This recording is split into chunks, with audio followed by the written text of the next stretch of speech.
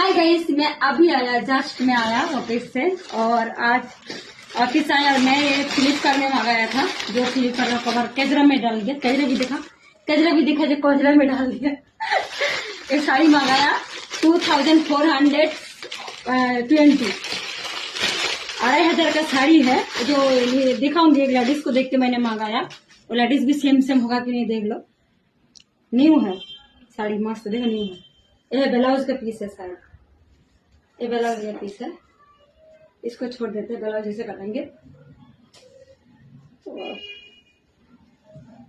ये मेरे को पसंद आया था। बोले महंगा आया तो परवाना 3000 भी चलेगा, 4000 भी चलेगा, पर मुझे महंगा वाला नहीं, कलर मुझे पसंद आया। आप लोगों को कैसा लगेगा दीपावली का मेरा साड़ी और इसका ब्लाउज पीस कटवाएंगे जस्ट। और मैं अभी जस्ट मंगाया फ्लिपकार्ट से, उसका फोटो भी दे दूंगी। और मुझे आज बोनस मिला।